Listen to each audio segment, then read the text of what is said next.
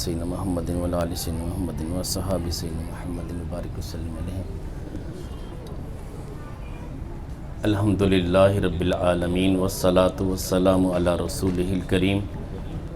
اما بعد فاعوذ باللہ من الشیطان الرجیم. بسم اللہ الرحمن الرحیم.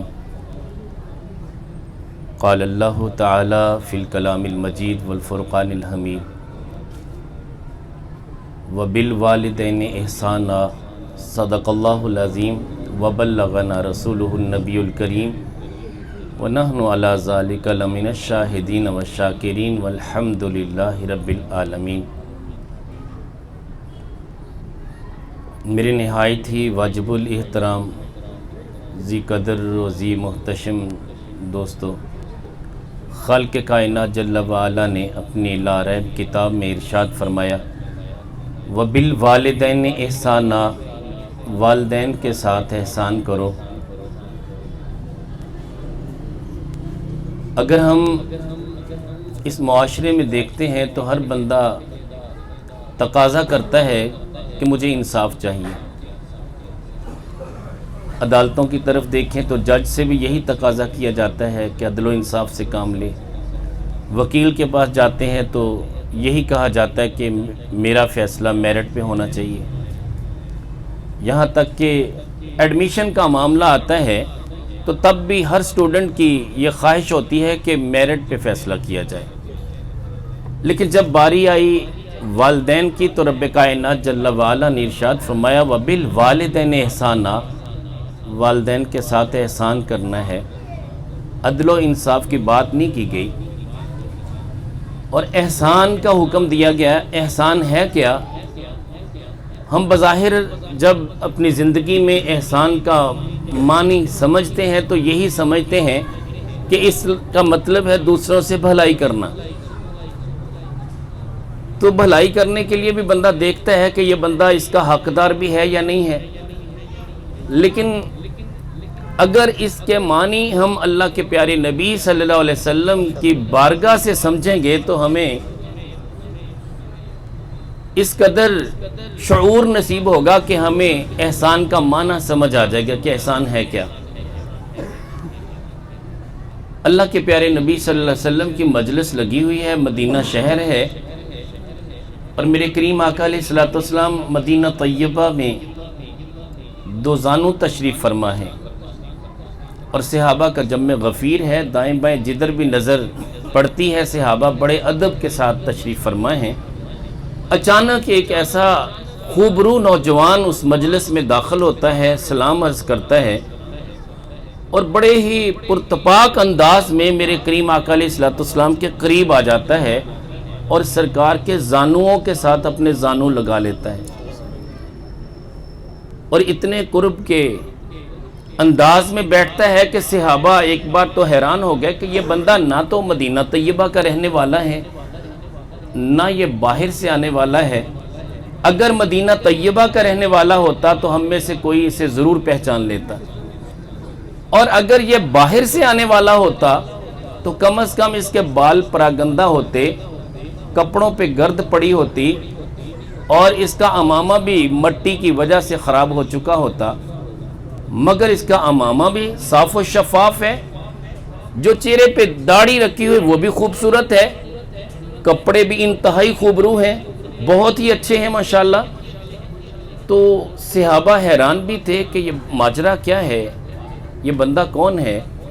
اتنے میں اس نے سوال و جواب کا سلسلہ شروع کر دیا. آقا کریم علیہ الصلوۃ والسلام کی بارگاہ میں عرض کرتا ہے مل اسلام یا رسول اللہ، یا رسول اللہ صلی اللہ علیہ وسلم اسلام ہے کیا؟ میرے کریم آقا علیہ الصلوۃ والسلام اسلام کے ارکان بیان کرتے ہیں، کلمہ، نماز، روزہ، حج، زکوٰۃ، اس حوالے سے تذکرہ فرماتے ہیں. وہ پھر عرض کرتا ہے مل ایمان یا رسول اللہ، یا رسول اللہ صلی اللہ علیہ وسلم ایمان کیا ہے؟ تو میرے کریم آقا علیہ الصلوۃ والسلام ایمان کی جتنی بھی شاخیں ہیں ان کا تذکرہ کرتے ہیں. ایمان باللہ، ایمان بالرسول، ایمان بالکتب، اور ایمان قبر کے حوالے سے عالم برزخ پہ ایمان رکھنا اور عالم حشر پہ ایمان رکھنا، جنت اور دوزخ پہ یقین رکھنا، اللہ کے ایک ہونے کا ایمان رکھنا، یہ ساری ایمانیات میرے کریم آقا علیہ الصلوۃ والسلام بیان فرما دیتے ہیں۔ وہ پھر عرض کرتا مل احسان یا رسول اللہ، یا رسول اللہ صلی اللہ علیہ وسلم احسان کیا ہے؟ تو میرے کریم آقا علیہ الصلوۃ والسلام احسان کی تعریف یہ کرتے ہیں ان تعبد اللہ کأنک تراہ، تو اپنے رب کی عبادت اس طرح کرے گویا کہ اپنے رب کو دیکھ رہا ہے۔ فَإِن لَّمْ تَكُن تَرَاهُ فَإِنَّهُ يَرَاكَ، اگر یہ مرتبہ احسان نصیب نہ ہو تو کم سے کم اتنا تصور کر لے کہ اللہ تجھے دیکھ رہا ہے۔ اب پتہ یہ چلا کہ جب بھی احسان کی بات آئے گی تو میرے نبی صلی اللہ علیہ وسلم نے جو تعریف فرمائی ہے ہم نے اسی پہ عمل کرنا ہے۔ وہ تعریف کیا ہے کہ اس کا اعلیٰ ترین درجہ یہ ہے کہ بندہ اپنی نگاہ کی اتنی وسعت پیدا کر لے کہ اس کا یقین کامل ہو کہ جس بھی عبادت کو میں کر رہا ہوں گویا کہ تصور یہ ہے کہ اپنے رب کو اپنے سامنے دیکھ رہا ہوں۔ اور جب بندے کا تصور یہ ہوگا کہ میرا رب میرے سامنے ہے، میں روبرو کھڑا ہوں، تو پھر اس کے قیام کی لذت بھی کچھ اور ہوگی، رکوع کی لذت بھی کچھ اور ہوگی، اور سجدوں کا تو پھر کیا ہی کہنا کہ وہ تصور میں اپنے رب کی بارگاہ میں اتنا قرب میں ہوگا کہ جس کی چاشنی وہ زندگی بھر بھول نہیں پائے گا۔ لیکن چونکہ ہماری توجہ نماز میں نہیں ہوتی، ہمارا قیام، ہمارا رکوع، ہمارا سجدہ یہ سب حجاب ہے۔ ہاں ہمارے پاس وہ احسان کا مرتبہ نہیں ہے جو حکم دیا گیا ہے۔ احسان تو یہ تھا کہ ہم تصور کرتے کہ رب ہمارے سامنے ہے، بلکہ اگر اللہ کریم جل وعلا کرم بخشی فرما دیتے تو وہ معراج ہمیں نصیب ہوتی جس کے لیے الصلاۃ معراج المومنین کہا گیا ہے۔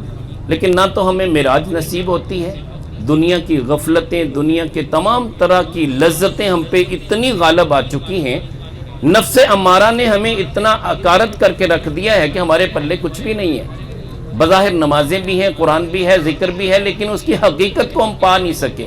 وجہ کیا ہے کہ ہم مرتبہ احسان سے بہت دور ہیں۔ تو اگر یہ مرتبہ نصیب نہ بھی ہو، کم از کم اتنا تو ہو نہ کہ رب ہمیں دیکھ رہے ہیں۔ اور یقین کریں اگر بندے کو یہ احساس ہو جائے کہ میرا رب مجھے دیکھ رہا ہے تو پھر اس کی تنہائیاں بھی پاک ہو جائیں گی، اس کی خلوتیں بھی پاک ہو جائیں گی، مجمع میں تو اس کی مجال نہیں ہوگی کہ کوئی اس طرح کی برائی کا تذکرہ کرے۔ چہ جائے کہ آج کے دور میں پھٹوں پہ بیٹھ کے جو تذکرے کیے جاتے ہیں، دوسروں کی بہن، ماں، بیٹی کا تذکرہ کیا جاتا ہے اور اپنے تعلقات کا اظہار کیا جاتا ہے، یہ تو بہت بڑی جسارت ہے۔ لیکن اگر مرتبہ احسان پہ فائز شخص تنہائی میں بھی ہے، موبائل اس کے پاس ہے، چینل کے لیے ریموٹ اس کے پاس ہے، وہ اگر اللہ سے ڈرنے والا ہے، اتنا علم رکھتا ہے، اتنی معرفت رکھتا ہے، حضور تشریف السلام علیکم، تو جب وہ اتنی معرفت رکھتا ہے تو کم از کم وہ برائی کے قریب نہیں جائے گا۔ انما یخشی اللہ من عبادہ العلماء، بے شک اللہ سے ڈرنے والے حقیقت میں عالم دین ہوتے ہیں۔ علماء کی شان یہ ہے، پہچان یہ ہے کہ جو تنہائی میں بھی اپنے رب سے ڈرتا ہو، حقیقت میں وہ عالم دین۔ پتہ یہ چلا کہ والدین کے لیے جو احسان کا تذکرہ ہوا، یہ بخاری شریف کی حدیث ہے کہ بعد میں صحابہ نے عرض کی یا رسول اللہ صلی اللہ علیہ وسلم یہ شخصیت کون تھی جو اتنی خوبرو اور اتنی پیاری تھی کہ جس کا لباس بھی پراگندہ نہیں تھا، اس کی زلفیں بھی خوبصورت تھیں، امامہ بھی خوبصورت تھا، تو یہ مدینہ کا رہنے والا بھی نہیں تھا، باہر سے آنے والا بھی نہیں تھا، یہ کون تھا؟ میرے کریم آقا علیہ الصلوۃ والسلام نے فرمایا یہ جبریل تھے، تمہیں تمہارا دین سکھانے آئے تھے۔ اب یہ مرتبہ احسان پہ فائز ہونے کے لیے ہم کتنا کچھ کرتے ہیں، سچی بات ہے ہم نے تو کبھی توجہ دی نہیں کہ عبادت اس طرح کریں کہ ہم رب کو دیکھ رہے ہیں، یا کم سے کم درجہ یہ کہ رب ہمیں دیکھ رہا ہے۔ تو والدین کے حوالے سے فرمایا وَبِالْوَالِدَيْنِ احسانا، والدین کے ساتھ احسان کرنا ہے۔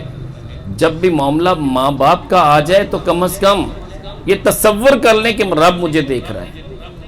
کہیں میں ایسا بول نہ بول بیٹھوں جو رب کائنات جل وعلا کی بارگاہ میں نہ مقبول ہو، جس سے رب کائنات جل وعلا ہم سے ناراض ہو جائے۔ کبھی میں ایسا نہ کر بیٹھوں کہ رب کائنات جل وعلا مجھے راندہ درگاہ کر دیں۔ یہ اتنی سی گستاخی اور بے ادبی میرے لیے جہنم کا باعث نہ بن جائے، کیونکہ حکم ربی ہے افم ولا تنہرہما، والدین کے سامنے تو اف بھی نہیں کرنا، ان کو جھڑکنا بھی نہیں ہے۔ اب علماء فرماتے ہیں کہ اف کس کو کہتے ہیں؟ یہ جو ہم کسی فانوس کو صاف کرنے کے لیے، یا شیشے پہ مٹی پڑی ہے، بڑا نرم و نازک شیشہ ہے، صاف کرنے کے لیے اپنے منہ کو ایسے بناتے ہیں گویا کہ ہم پھونک مارنا چاہ رہے ہیں۔ یہ جو پھونک مارنے کا سٹائل ہے نا، اپنے منہ کو آپ نے اس طرح بھی نہیں کرنا، اسے اف کہتے ہیں، اس کی بھی اجازت نہیں ہے۔ ماں باپ کا مرتبہ کتنا ہے میرے کریم آقا علیہ الصلوۃ والسلام کے تصدق میں، وہ ماں جس کا منڈیوں میں سودا ہوا کرتا تھا، رب کائنات جل وعلا کے محبوب تشریف لائے اور اس ماں کو وہ مقام دیا کہ اتنی قیمتی جنت ماں کے قدموں کے نیچے رکھ دی۔ اور جب باری آئی باپ کی تو میرے نبی صلی اللہ علیہ وسلم کے تصدق میں باپ کو یہ شرف ملا کہ بیٹا اپنے باپ کے چہرے کو اگر خوش ہو کر ایک بار دیکھ لے تو مقبول حج کا ثواب ہے۔ یار یہ وہ نعمتیں ہیں جو بازار میں نہیں بکتی۔ آپ دنیا میں ہر چیز خرید سکتے ہیں لیکن ماں باپ آپ کو بازار سے نہیں ملیں گے۔ یہ ایک ہی بار دنیا میں آتے ہیں، پھر بندہ ترستا رہتا ہے، طلب رہتی ہے، تڑپ رہتی، کاش کہ میرا باپ ہوتا ہے۔ وہ اتنا بڑا سہارا ہے کہ گھر میں کچھ بھی نہ کرے، بستر مرگ پہ بھی پڑا ہو لیکن بڑا سہارا ہوتا ہے۔ اور ماں وہ ٹھنڈی چھاں ہے، یقین کریں کہ کڑی دھوپ میں بھی آپ کو دھوپ کا احساس نہیں ہوگا جب ماں گھر میں موجود ہے۔ اور ماں کی دعائیں لینے کے لیے تو بڑے بڑے اولیاء اللہ نے بڑی کاوشیں کی ہیں، محنتیں کی ہیں، یہاں تک کہ پیارے موسیٰ علیہ نبی علیہ الصلوۃ والسلام جب پیاری امی جان دنیا سے رخصت ہو گئیں تو رب کائنات جل وعلا کی بارگاہ میں ہم کلام ہونے کے لیے تشریف لے گئے، تو آواز آئی پیارے موسیٰ اب ذرا دھیان سے بات کرنا۔ پہلے یہ تھا کہ تیری ماں تیرے لیے میری بارگاہ میں اپنی جھولی پھیلا کے عرض کیا کرتی تھی، باری تعالیٰ میرے بیٹے کی تکلم میں کچھ ترشی ہے، اسے درگزر فرما دینا، معاف کر دینا، اگر کوئی ایسی بات ہو بھی جائے، کوئی اونچا بول بیٹھے تب بھی درگزر کر دینا۔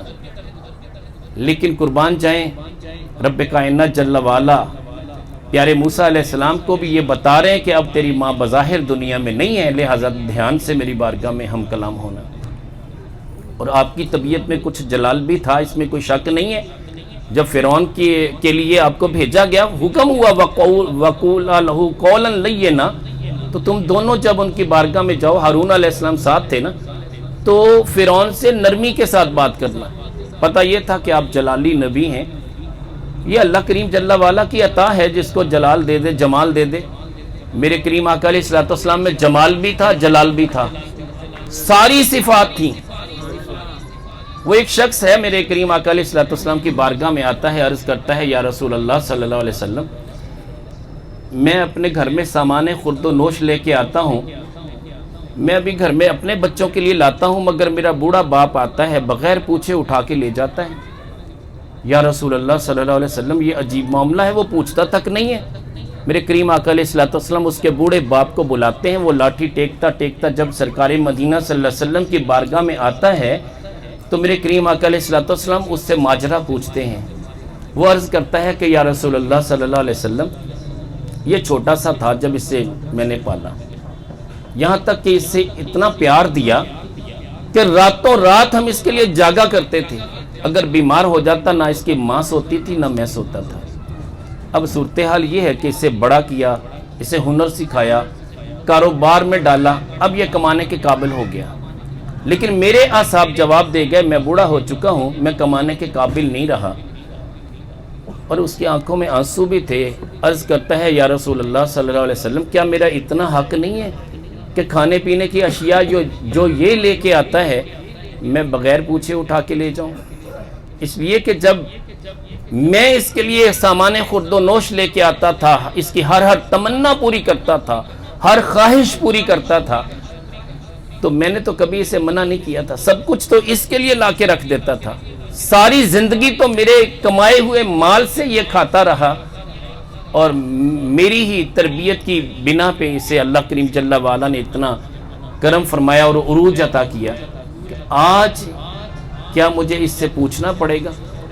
تو میرے کریم آقا علیہ الصلوۃ والسلام جہاں جمال کے پیکر ہیں وہاں جلال میں آ گئے، اس کا گریبان پکڑ کے کہتے ہیں انت و مالو کا لے ابی کا، تو خود بھی تیرا مال بھی سب تیرے باپ کا ہے۔ حضور والا میرے کریم آقا علیہ الصلوۃ والسلام نے نہ صرف ماں باپ کو عزت دی، بلکہ وہ بیٹیاں جن کو زندہ درگور کیا جاتا تھا، میرے کریم آقا علیہ الصلوۃ والسلام نے ان کو بھی گلے سے لگایا۔ اور اس دور میں جب یہ نام لینا بھی بہت بڑی آر تھی، میرے کریم آقا علیہ الصلوۃ والسلام نے اپنی صاحبزادی سیدہ طیبہ طاہرہ فاطمہ الزہرا سلام اللہ علیہا کو اپنے جگر کا ٹکڑا قرار دیا اور سینے سے لگا کے بتا دیا کہ جب بیٹی پیدا ہو تو یہ رحمت ہوتی ہے، تو اس کے لیے کبھی اپنے چہرے پہ تیوڑی بھی نہ آنے دینا۔ اللہ کریم جل وعلا بے نیاز ہیں، وہ بیٹیاں عطا کریں، بیٹے عطا کریں، یہ اس کی نعمتیں اور رحمتیں ہیں، جس کے لیے جو چاہتا ہے عطا کرتا ہے، بے نیاز ہے۔ کسی کے مجال نہیں کہ اس کے کسی بھی معاملے میں کوئی دخل اندازی کر سکے، سوائے اس کے کہ التجا اور دعا ہمارے پاس موجود ہے، جس کا اختیار ہمیں ہے۔ تو ہم نے دعائیں بھی کرنی ہیں، التجائیں بھی کرنی ہیں۔ یقین جانیے کہ والدین کی نافرمانی کتنا بڑا عذاب ہے۔ میرے کریم آقا علیہ الصلوۃ والسلام فرماتے ہیں، جب میں معراج پہ گیا، میں نے وہاں دوزخ کا جب معائنہ کیا تو میں نے دیکھا کہ وہاں پہ ایک بیر برہوت ہے، جو دوزخ کے منہ کے اوپر ایک کنواں ہے، اس پہ آگ کی بارش برستی ہے، جتنے بھی لوگ اس میں ہیں ان پہ آگ کے شعلے برس رہے ہیں، انگارے گر رہے ہیں ان پہ۔ میں نے جبریل سے پوچھا کہ جبریل یہ کون لوگ ہیں؟ فرمایا یا رسول اللہ صلی اللہ علیہ وسلم، آپ کی امت کے وہ لوگ ہیں جو اپنے والدین کو برا بھلا کہتے ہیں، ان کے نافرمان ہیں، ان کا حشر یہ ہو رہا ہے۔ میرے کریم آقا علیہ الصلوۃ والسلام کو یہ تمام تر معاملات ایڈوانس دکھائے گئے کہ جو کچھ ہونا ہے وہ ایڈوانس دکھا دیا گیا۔ میرے کریم آقا علیہ الصلوۃ والسلام کی مجلس لگی ہوئی ہے، صحابہ کا جمع غفیر ہے۔ میرے کریم آقا علیہ الصلوۃ والسلام فرماتے ہیں ملعون ملعون ملعون، 3 مرتبہ یہ لفظ فرمایا۔ صحابہ عرض کرتے ہیں دست بستہ کہ یا رسول اللہ صلی اللہ علیہ وسلم، کون ملعون ہے؟ آپ کس پہ لعنت برسا رہے ہیں، کس کو لعنت دے رہے ہیں؟ تو میرے کریم آقا علیہ الصلوۃ والسلام فرماتے ہیں من سب اباہو، جس نے اپنے باپ کو گالی دی، وہ لعنتی شخص ہے جس نے اپنے باپ کا گریبان پکڑا یا اس کو گالی دی، وہ لعنتی ہے۔ اور لعنت کیا ہے؟ اللہ کی رحمت سے دور ہونے کا نام لعنت ہے۔ جو بندہ اللہ کی رحمت سے دور ہو گیا، سمجھ لیں کہ اس پہ لعنت برستی ہے۔ یہ 2 متضاد چیزیں ہیں، رحمت اور لعنت، یہ برابر نہیں ہو سکتی۔ جو لعنتی ہے اس پہ رحمت نہیں ہو سکتی، جس پہ رحمت ہے وہ لعنتی نہیں ہو سکتا۔ اور جس بندے پہ اللہ کی رحمتیں ہیں، وہ کبھی بھی اپنے ماں باپ کے نافرمان نہیں ہوں گے، کبھی اپنے باپ کے آگے ایسے کلمات نہیں کہیں گے جن سے ان کا دل دکھے۔ میرے کریم آقا علیہ الصلوۃ والسلام تشریف فرما ہے، صحابہ کا جمع غفیر ہے، سرکار دو جہاں مالک کون و مکان صلی اللہ علیہ وسلم 3 مرتبہ یہ کلمہ ارشاد فرماتے ہیں، راغم انفہ راغم انفہ راغم انفہ۔ صحابہ عرض کرتے ہیں حضور وہ کون جس کی ناک خاک آلود ہو جائے؟ آپ فرما رہے ہیں حضور وہ کون ہے؟ میرے کریم آقا علیہ الصلوۃ والسلام نے فرمایا وہ شخص ہے جس نے اپنے ماں باپ کو ستایا، راغم انفہ، اس کی ناک خاک آلود ہو جائے۔ میرے کریم آقا علیہ الصلوۃ والسلام نے بڑا مرتبہ عطا فرمایا ماں باپ کو۔ ایک صحابی آتے ہیں، یا رسول اللہ صلی اللہ علیہ وسلم اگر میرے ماں باپ مجھ پہ ظلم کرے تو میں کیا کروں؟ سرکار دو جہاں مالک کون و مکان صلی اللہ علیہ وسلم جلال میں آ جاتے ہیں، فرماتے ہیں ان کانا ظلما ان کانا ظلما ان کانا ظلما، تیرے ماں باپ تجھ پہ بظاہر ظلم بھی کریں تو تب بھی تو ان کے سامنے اف نہ کر۔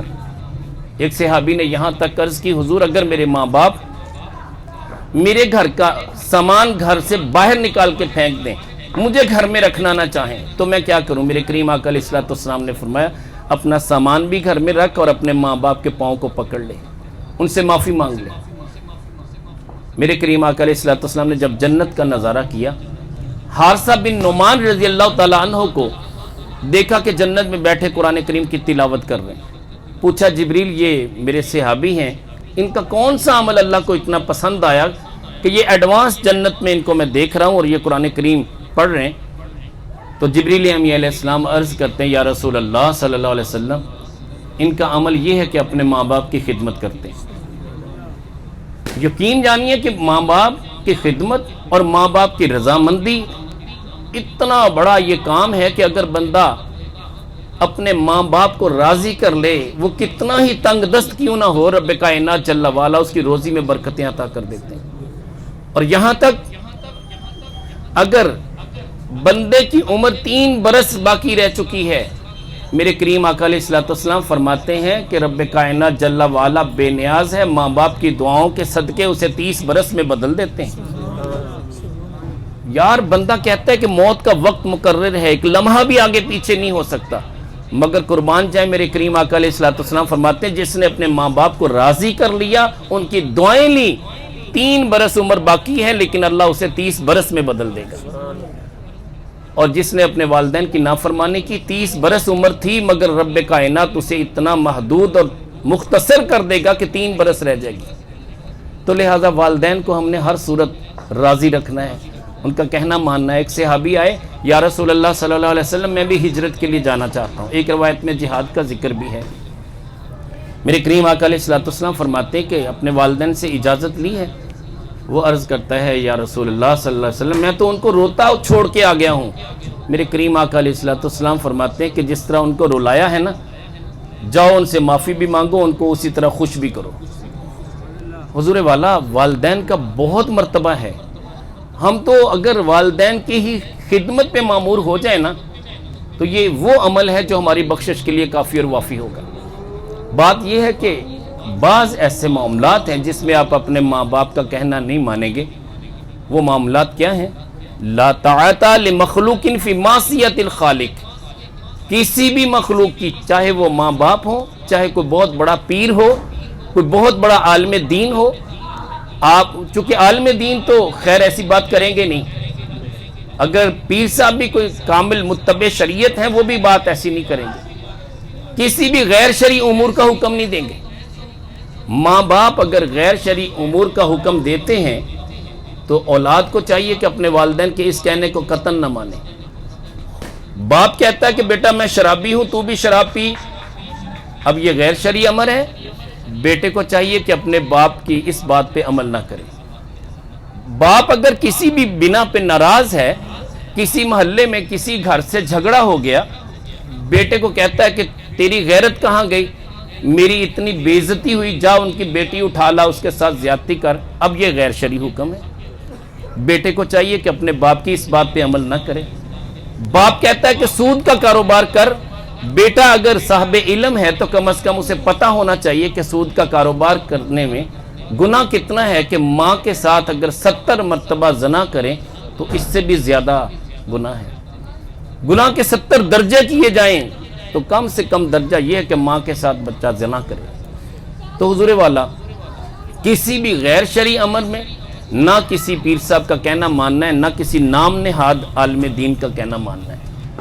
حقیقت میں جو علماء ہوتے ہیں وہ تو اللہ سے ڈرنے والے ہوتے ہیں، وہ تو غیر شرعی امر دیتے ہی نہیں ہیں۔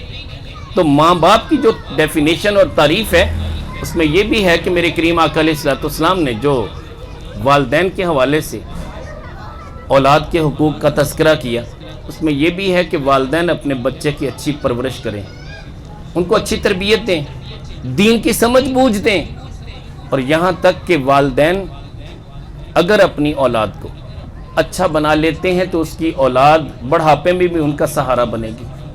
لیکن اگر اولاد کو بدقسمتی سے انہوں نے دین سکھایا ہی نہیں ہے تو وہ اولاد تو لامحالہ والدین کے لیے رسوائی کا باعث بنے گی، اور یہاں تک کہ ماں باپ کا گریبان بھی پکڑے گی اور جھگڑے بھی کرے گی، یہاں تک کہ گھر کا امن برباد ہو جائے گا۔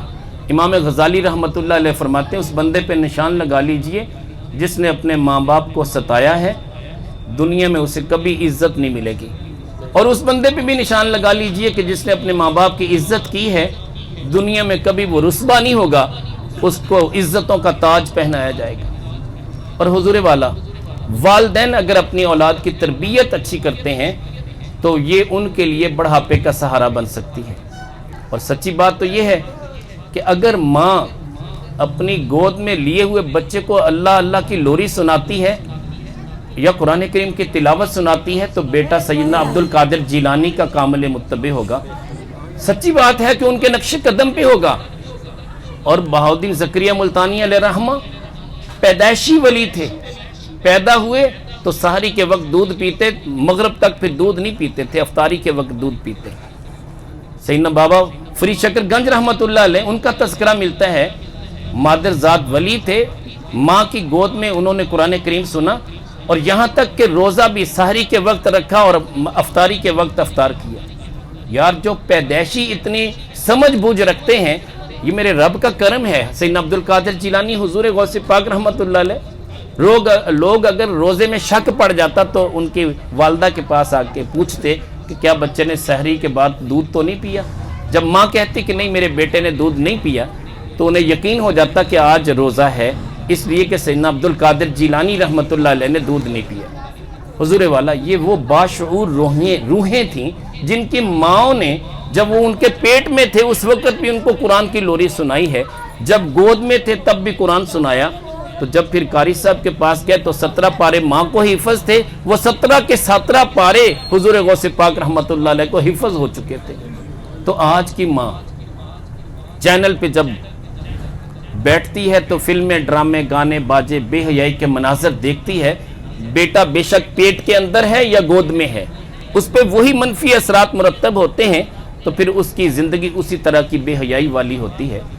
اور میرے کریم آقا علیہ الصلوۃ والسلام نے جہاں جنت ماں کے قدموں کے نیچے رکھی, وہاں یہ بھی ارشاد فرمایا کہ اگر ماں بے حیا ہے, رقاصہ ہے, فاحشہ ہے, عریاں لباس پہننے والی ہے, اسے کوئی روکنے والا نہیں ہے, تو وہ 5 بندوں کو اپنے ساتھ جہنم میں لے کے جائے گی. جب اسے حکم ہوگا کہ اس کو جہنم میں ڈال دیا جائے, میرے کریم آقا علیہ الصلوۃ والسلام فرماتے ہیں کہ وہ کہے گی کہ باری تعالیٰ مجھے اس کام سے میرے شوہر نے نہیں روکا تھا, لہذا اسے بھی میرے ساتھ جہنم میں ڈالیے. میرے والد نے نہیں روکا تھا, میرے سسر نے نہیں روکا تھا, میرے بھائی نے نہیں روکا تھا, میرے بیٹے نے نہیں روکا تھا, تو 5 بندوں کو جہنم میں لے کے جائے گی. حضور ہم نے تو یہی سنا تھا آج تک کہ جنت ماں کے قدموں کے نیچے, ہر ماں کے قدموں کے نیچے جنت نہیں ہے, یاد رکھیے. وہی ماں جو شریعت کاملہ کی پیکر ہے, جو نماز روزے کی پیکر ہے, جو اللہ اور اللہ کے رسول صلی اللہ علیہ وسلم کے لائے ہوئے دین کے احکامات کی پیروی کرتی ہے, لیکن وہ ماں جو آج کے دور میں میرا جسم میری مرضی کی مالک ہے, سوائے جہنم کے ایندھن ہونے کے کچھ بھی نہیں ہے. سچی بات ہے, مائیں تو ان لوگوں کی تھی جنہوں نے پرورش اچھے انداز میں کی ہے کہ بیٹے پیدائشی اللہ کے ولی بنے. تو آج بھی ماں اگر یہ لوری سنائے گی تو انشاءاللہ ان کا بیٹا اسی نقش قدم پہ ہوگا. تو حضور والا ہمیں ضرورت اس امر کی ہے کہ ہم اپنے والدین کے تابع دار بنیں, اور ماں باپ کے غیر شرعی امور میں ہم دخل اندازی نہ کریں. پیار سے سمجھانا مقصود ہے, وہ بے شک آپ سمجھائیں, لیکن ان کے سامنے کسی بھی حوالے سے آپ جھگڑا نہیں کر سکتے, اف نہیں کر سکتے. یہ اللہ جل شانہ کا خاص کرم ہے اس امت پہ کہ والدین وہ گراں قدر نعمت اور تحفہ ہیں. اگر اولاد اس کی قدر کر لیتی ہے تو نہ صرف دنیا میں بھلائیاں پائے گی بلکہ آخرت میں بھی بھلائیاں پائے گی. پیارے موسیٰ علیہ السلام, آخری بات عرض کر رہا ہوں, پیارے موسیٰ علیہ السلام گزر رہے ہیں اور عرض کرتے ہیں کہ باری تعالیٰ تھکاوٹ محسوس ہو رہی ہے, میرے لیے سواری کا بندوبست ہو جائے تو بہتر ہے. نبی ہیں, چاہتے تو بڑے معجزے لے کے آئے تھے, یہ بھی معجزہ رونما کر سکتے تھے, مگر حکمتیں تھیں. رب کائنات جل وعلا کی بارگاہ میں عرض کیا, حکم ہوا پہاڑ کے پیچھے چلے جاؤ, تمہارے لیے سواری کا بندوبست بھی ہو جائے گا. پیارے موسیٰ علیہ السلام پہاڑ کے پیچھے چلے جاتے ہیں تو وہ شخص جو نوجوان تھا وہ سلام کرتا ہے. موسیٰ علیہ السلام پوچھتے ہیں کہ تو مجھے کیسے جانتا ہے, نام بھی لیتا ہے.